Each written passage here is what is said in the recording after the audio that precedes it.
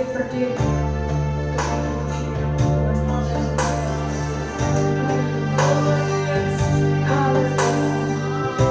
Kau dahsyat Tuhan, Kau ajaib. Biarlah pada pagi hari ini Kau melihat setiap iman yang kami padamu. Oh haleluya.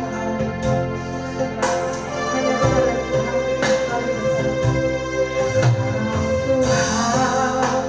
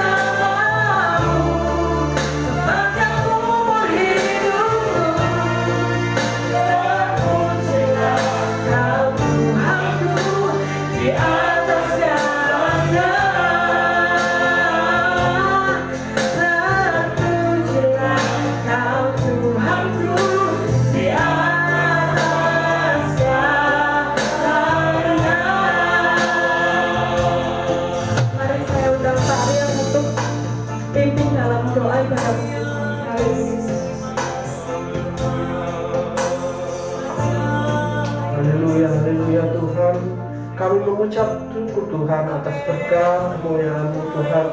Biarlah kami beri waktu untuk menyeru Tuhan dan bersukacita di dalam-Mu Bapa. Terima kasih Bapa, terima kasih. Biarlah ibadah ini kita buka Tuhan. Biarlah Engkau yang turun langsung dan menyertai kami Tuhan. Kau berkati setiap kami dari acara ini dari awal sampai akhirnya Tuhan. Kami serahkan ibadah ini dalam nama Tuhan Yesus Kristus. Haleluya. Amin. Amin. Haleluya. Haleluya. Silakan duduk Bapak dan Saudara yang dikasihi Tuhan dalam nama Yesus Kristus. Haleluya. Tiba saatnya kita mau bersorak-sorai memuji Tuhan. Kita bersuka cita bersama pada pagi hari ini. Tuhan, Dia Allah yang setia pada kita semua. Bersuka di dalam Tuhan. Haleluya.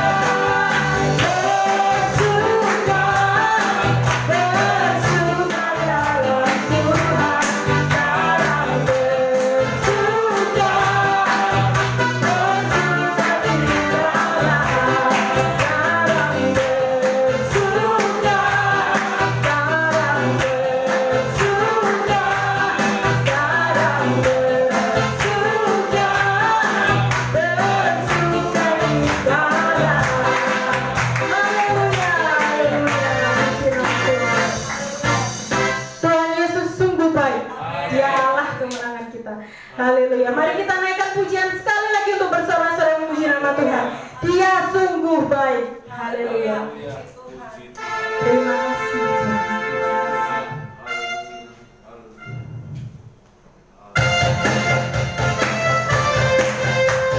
Dia sungguh baik. Yesus, Dia baik bagimu. Haleluya. Terima kasih.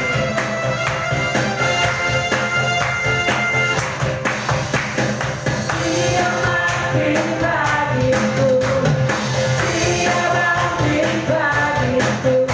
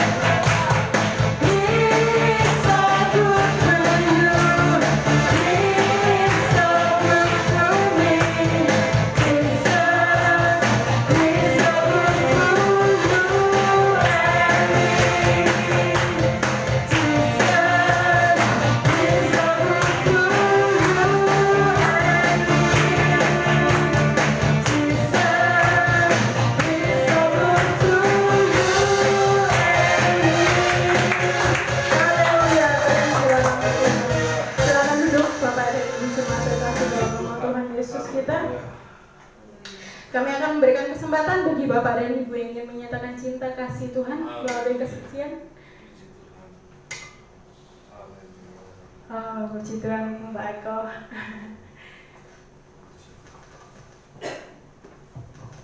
Shalom Bapak Ibu Saudara.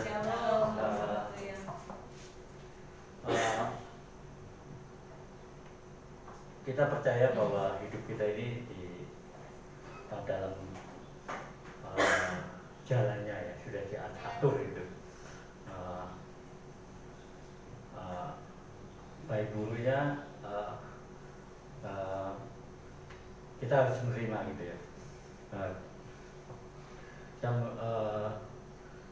Saya mau bersaksi itu, saya minta dukungan doa Bapak Ibu Jemaat Gembala ya.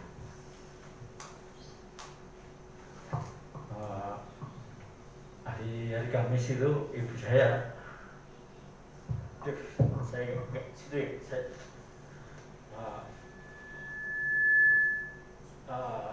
saya pikir tidur gitu, saya bilang, kok bangun ya saya tunggu aja gitu ya. Ya udah kita tunggu ya besok gitu ya. Kemarin kalau memang nggak bangun itu sehari nggak bangun gitu ya. Kita pikir memang ibu itu sering tapi jangka waktunya nggak sehari gitu ya. Cuma mungkin sehari gitu ya. Yaudah kita tunggu sampai besok. Kalau nggak bangun kita bawa ke rumah sakit. Paginya saya udah kontak-kontak ya. Nah kebetulan saya nggak libur. Saya sebenarnya saya nggak tahu ya kenapa saya bisa tadi dulu saya nggak berhenti bertanya tapi saya nggak tahu. Ibu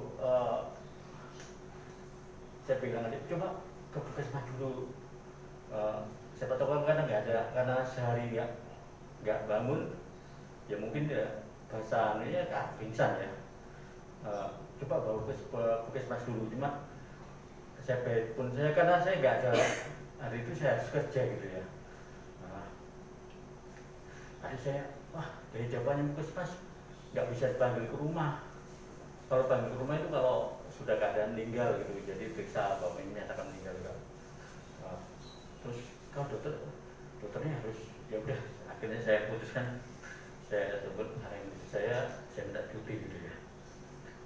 Jadi saya bawa ke karena baru kan tanggal 18 kemarin kita bawa ke kontrol ke RSI itu keadaan baik-baik ya meskipun bahkan Kamis Rabu malam saya masih kasih suntik insulin, masih bisa saya ngobrol tapi nggak tahu kenapa Kamisnya kok nggak bangun gitu.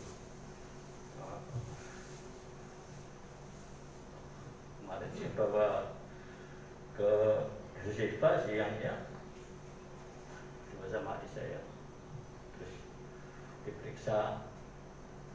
Dari diperiksa itu karena memang syarat sekarang rumah sakit itu harus ada ronsen juga karena memastikan tidak ada COVID ya. Kemarin periksa ronsen memang nggak ada COVID, cuman dokternya bilang ini memang ada riwayat diabetes sama karena pernah kasus, jadi penanganannya ada dokter ahli saraf sama diabetes. Kemarin wah Pak ini paru-parunya ada indikasi TB gitu ya. Terus gimana? Ya ini harus dokternya bilang ya harus diobati dulu TB-nya Pak.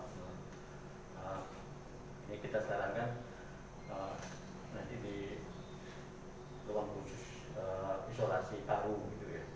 Saya bilang bisa ditunggu yuk, bisa apa? Nggak masalah. Cuman saya dapat berita yang kurang mengenakan ya. Dokternya bilang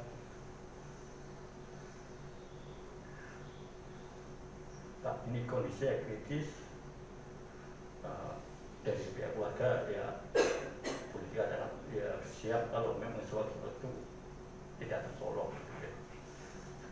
Tapi kami dari pihak rumah sakit ya tetap mengusahakan yang terbaik demi kesembuhannya. Saya sebenarnya kemarin kuat ya, saya nggak tahu tapi begitu bersaksi itu saya sampai tadi malam keadaannya masih belum sadar.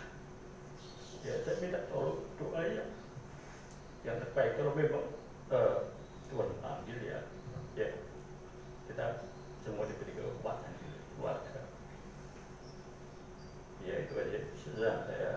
perhatikan. Dan sampai saat ini saya tadi malam pulang dari adik yang jaga itu jam 12 malam masih kondisi masih kuat. Jadi kalau dihitung mulai Kamis pagi itu sampai hari 3 hari ya, Jumat Sabtu 3 hari ya belum ada sebab yang saya lihat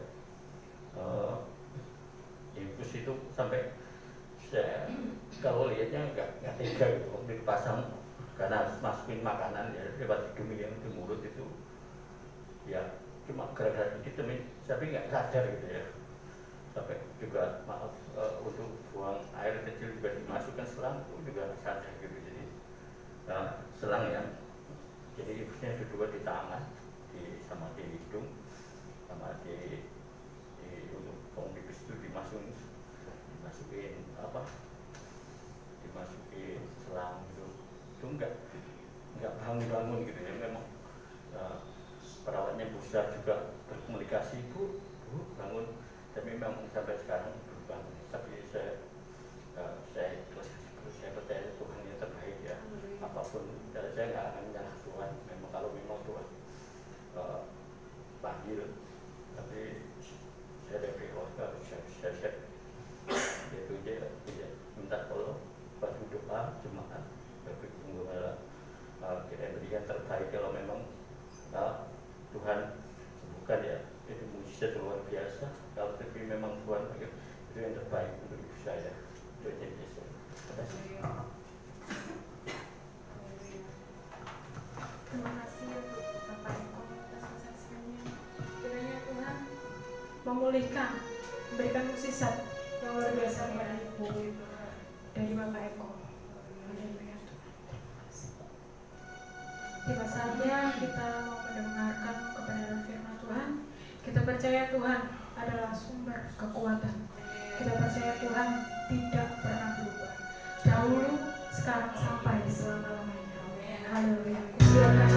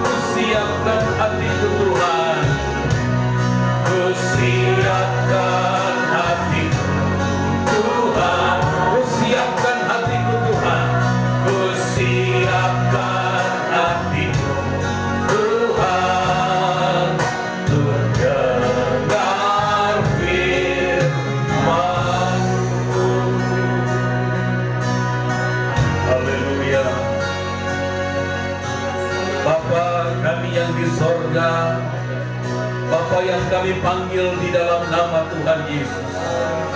Berfirmanlah kepada kami pagi hari ini ya Tuhan. Kuatkan kami yang lemah, sembuhkan kami yang sakit ya Tuhan. Biar lewat kebenaran firman Tuhan pagi hari ini menguatkan iman percaya kami kepadamu ya Tuhan. Kami sudah memuji dan memuliakan nama Tuhan dan mendengarkan kesaksian, dan kami percaya Engkau hadir di tempat ini Tuhan. Urapi hamba-Mu, berfirmanlah kepada kami ya Tuhan, baik kami yang ada di tempat ini maupun yang ada di rumah, sama-sama kami diurapi dan diberkati oleh Tuhan. Urapi hamba-Mu. Terima kasih Tuhan Yesus. Kami mau dulu diam mendengarkan firman Allah. Di dalam berkat nama Tuhan Yesus Kristus kami berdoa. Haleluya. Amin. Puji Tuhan, silakan duduk. Kita bersyukur kepada Tuhan.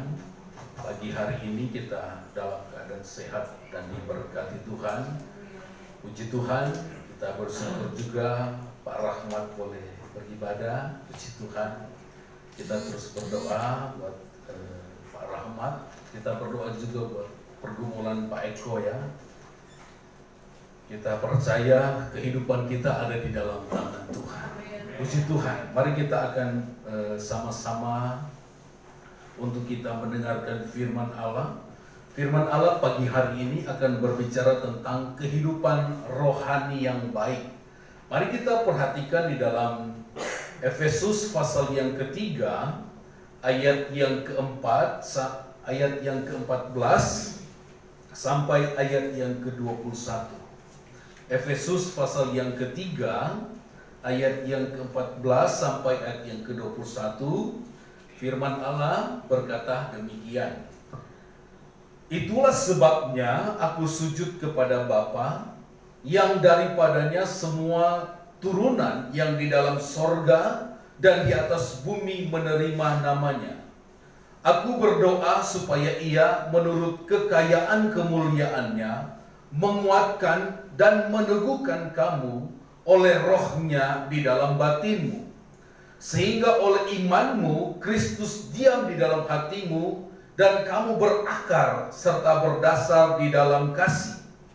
Aku berdoa supaya kamu bersama-sama dengan segala orang kudus dapat memahami betapa lebarnya dan panjangnya dan tingginya dan dalamnya kasih Kristus, dan dapat mengenal kasih itu sekalipun ia melampaui segala pengetahuan.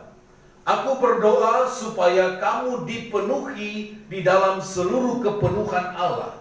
Bagi Dialah yang dapat melakukan jauh lebih banyak daripada yang kita doakan atau pikirkan, seperti yang ternyata dari kuasa yang bekerja di dalam kita. Bagi Dialah kemuliaan di dalam jemaat dan di dalam Kristus Yesus turun-temurun sampai selama-lamanya. Amin. Puji Tuhan. Bapak Ibu Saudaraku yang dikasihi Tuhan, sebelum kita akan melihat bagaimana kehidupan rohani yang baik, kita perhatikan dulu tentang surat Paulus kepada jemaat yang ada di Efesus ini. Di dalam Efesus pasal yang ketiga, mulai ayat 14 sampai ayat yang ke-21 yang sudah kita baca tadi, itu tentang doa Paulus. Itu berbicara tentang kerinduan Paulus kepada jemaat Tuhan yang ada di Efesus. Nah, jemaat di Efesus adalah jemaat yang bertumbuh, jemaat yang tahu kebenaran firman Tuhan, dan jemaat yang ada di Efesus ini adalah jemaat yang dibangun oleh Paulus itu sendiri.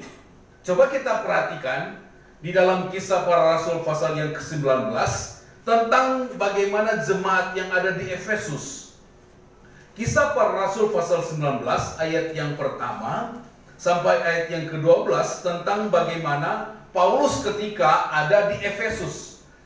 Kisah Para Rasul pasal yang ke-19 ayat yang pertama dikatakan begini. Ketika Paulus ada di Efesus. Kisah Para Rasul pasal 19 ayat yang pertama. Ketika Apolos sampai di Korintus, Paulus sudah menjelajah daerah-daerah pedalaman dan tiba di Efesus.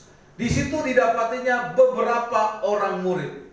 Ternyata di Efesus itu sudah ada orang-orang yang percaya kepada Tuhan.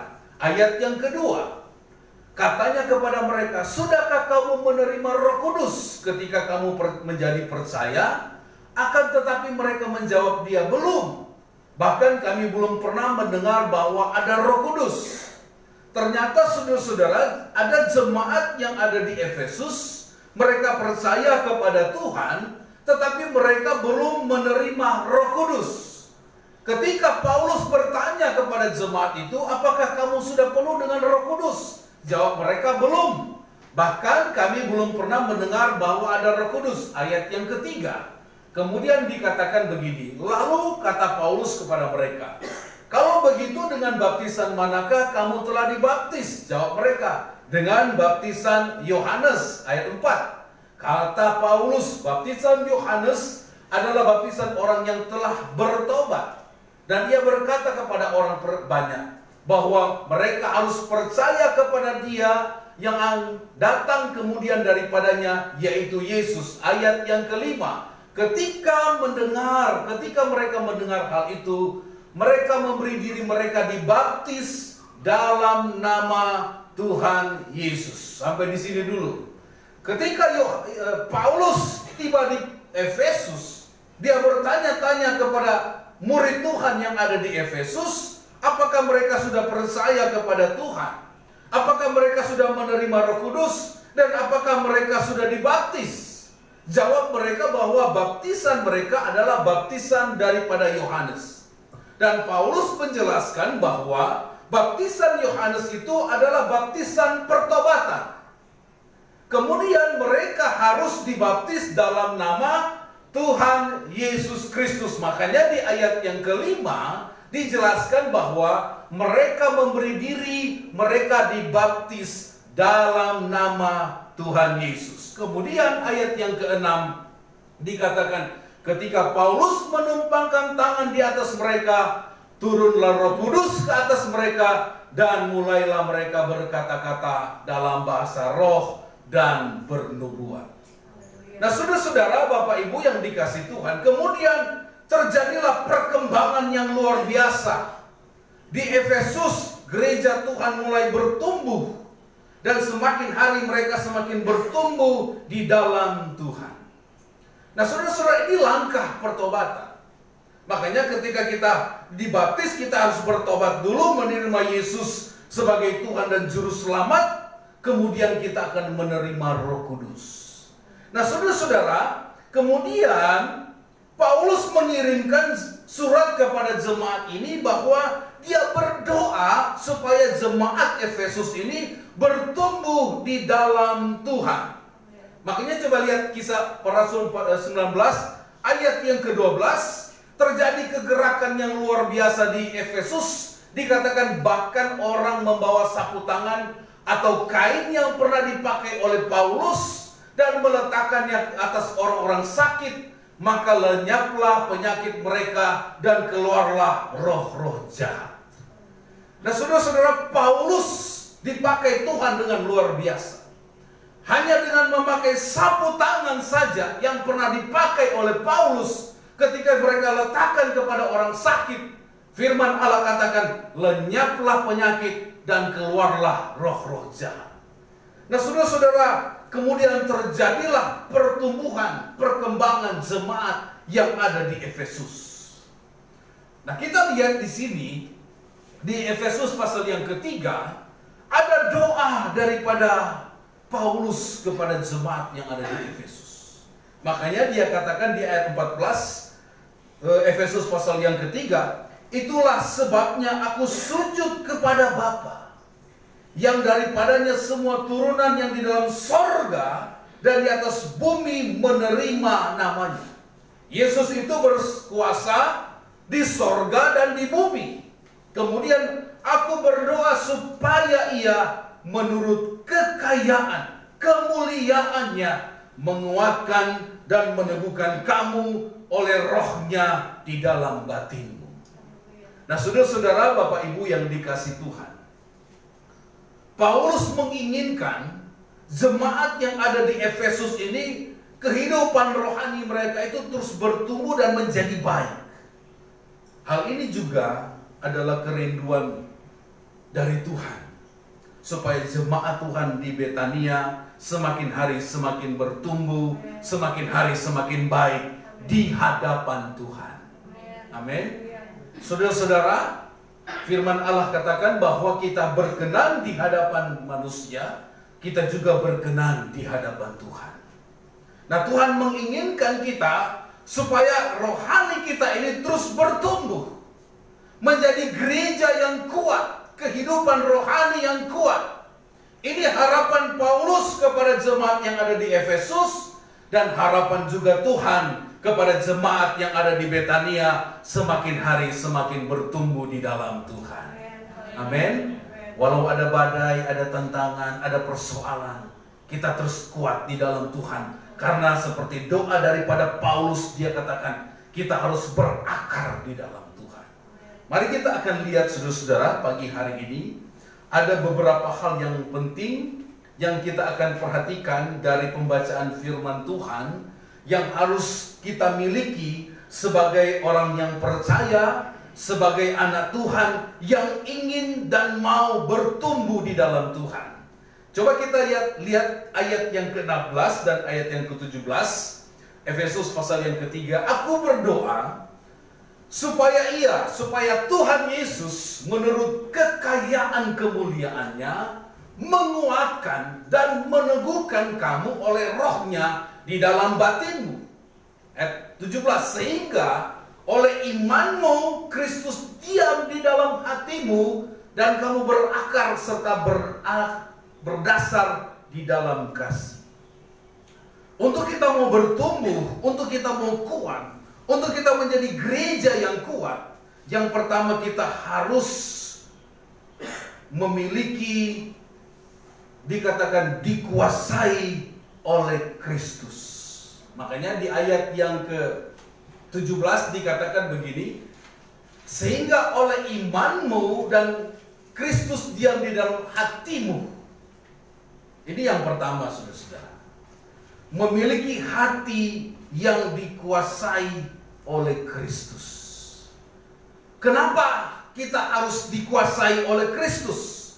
Kenapa kita memiliki hati yang dikuasai oleh Kristus? Kita ikut Tuhan, menjadi orang yang percaya, datang beribadah, kita harus bertumbuh dan harus memiliki hati Kristus. Nah, saudara-saudara, karena ada banyak orang mengaku sebagai anak Tuhan, tetapi hatinya tidak dikuasai oleh Kristus itu sendiri. Ada banyak sekali, saudara-saudara, di dalam kehidupan kita sebagai anak Tuhan. Tuhan menginginkan kita supaya hati kita ini dikuasai oleh Kristus itu sendiri. Karena saudara-saudara, ternyata ada orang beribadah tetapi hatinya jauh dari hadapan Tuhan. Coba kita lihat ayat itu, saudara-saudara. Yesaya pasal 29 ayat yang ke-13. Yesaya 29 ayat yang ke-13, firman Allah berkata demikian, dan Tuhan telah berfirman, oleh karena bangsa ini datang mendekat dengan mulutnya dan memuliakan aku dengan bibirnya, padahal hatinya menjauh daripadaku, dan ibadahnya kepadaku hanyalah perintah manusia yang dihafalkan. Nah, saudara-saudara, Bapak Ibu yang dikasih Tuhan, betapa pentingnya kita, hati kita ini dikuasai oleh Kristus. Supaya jangan seperti bangsa Israel pada waktu itu, pada zaman Nabi Yesaya. Dikatakan bangsa ini, bangsa Israel, mereka datang memuliakan Tuhan dengan mulutnya, tetapi saudara-saudara, hati mereka ternyata jauh daripada Tuhan. Dan dikatakan ibadah mereka hanyalah perintah manusia yang dihafalkan. Ibadah mereka itu hanya rutinitas, sekedar dilakukan, tetapi mereka tidak melakukan dengan hati yang sepenuhnya kepada Tuhan. Nah, saudara-saudara, Tuhan menginginkan dalam hidup kita untuk kita datang beribadah dengan hati yang tulus. Saya mau mencari Tuhan. Apapun keadaan yang saya alami, dalam persoalan, dalam pergumulan, cari Tuhan dulu.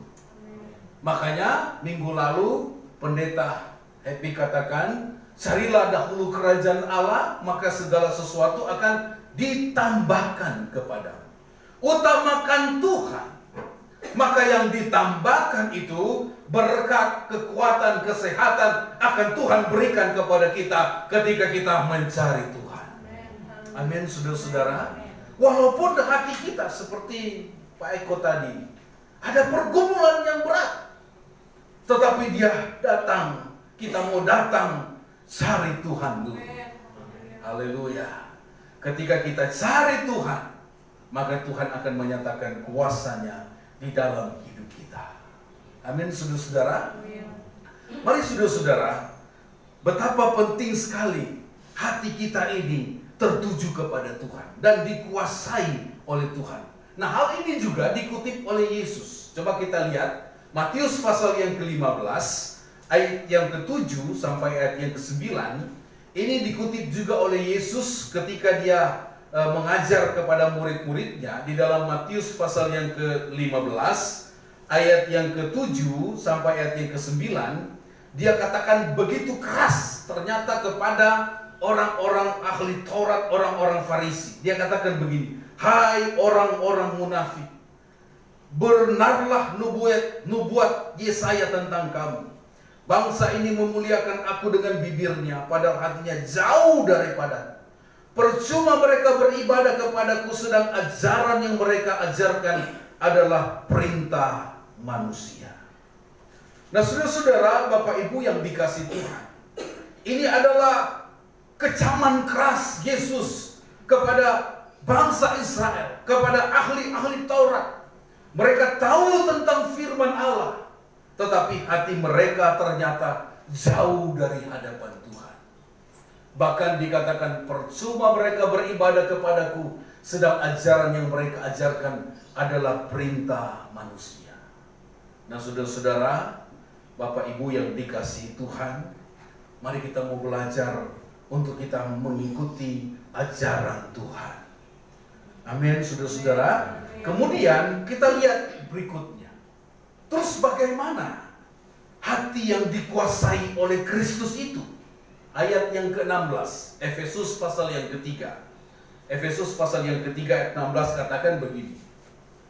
Hati yang dikuasai oleh Kristus, aku berdoa supaya Ia menurut kekayaan kemuliaan menguatkan dan meneguhkan kamu oleh Roh-Nya di dalam batinmu. Pertama, saudara-saudara, hati yang dikuasai oleh Kristus, hati yang mempunyai Roh Kudus.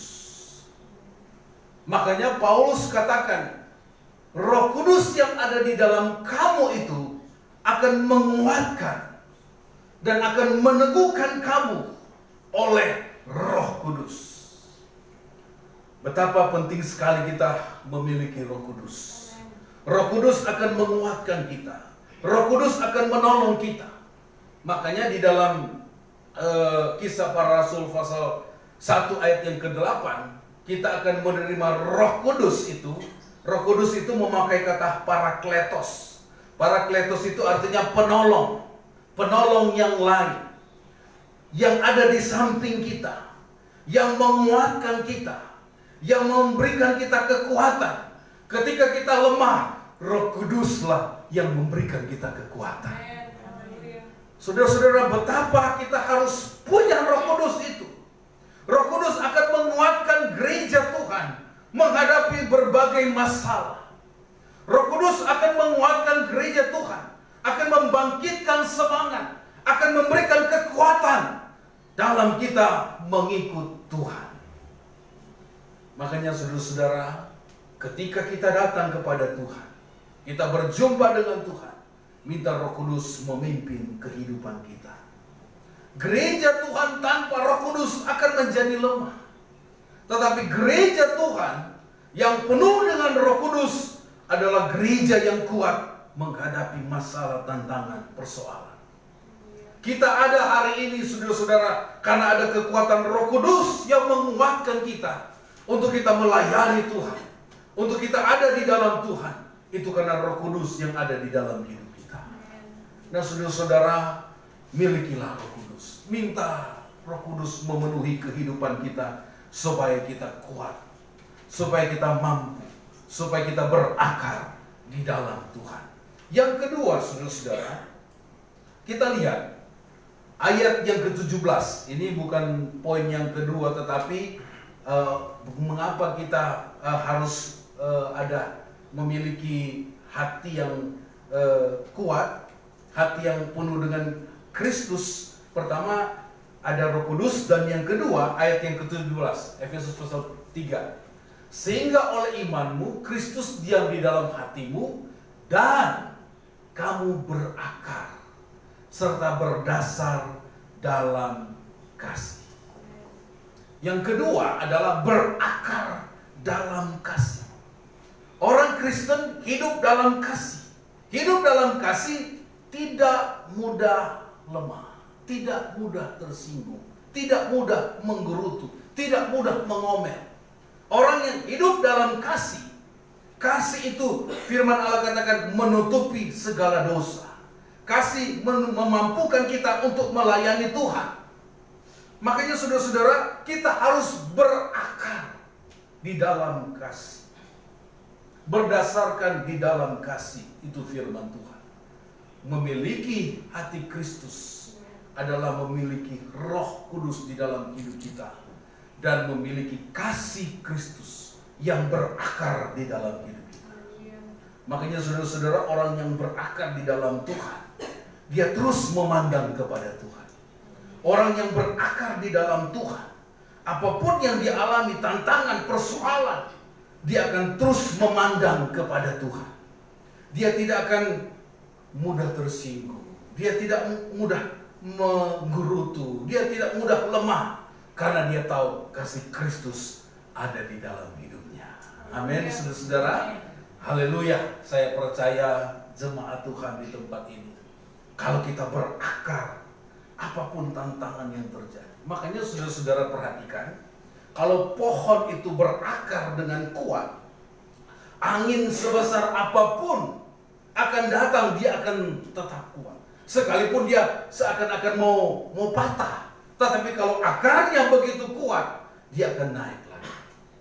Nah, saudara-saudara, kalau kita berakar di dalam Tuhan, kalau kasih Kristus ada di dalam kita, itu yang memampukan kita untuk melayani Tuhan. Amin. Kasih Kristus, saudara, ada di dalam hidup kita yang membuat kita mampu hari-hari. Kasih Kristus yang memberikan kita kekuatan.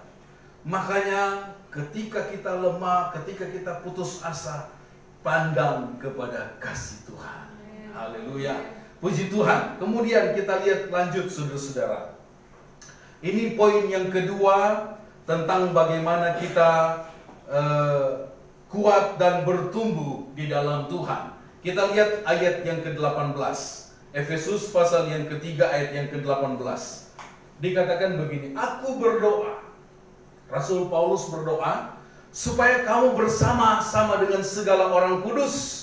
Kita ini disebut orang kudus. Gereja itu adalah orang-orang yang dipanggil, dikuduskan, dikhususkan. Makanya saya sering tekankan bahwa kita ini adalah orang-orang yang dikuduskan, dikhususkan oleh Tuhan. Yang dari gelap menuju kepada terang. Itu adalah gereja.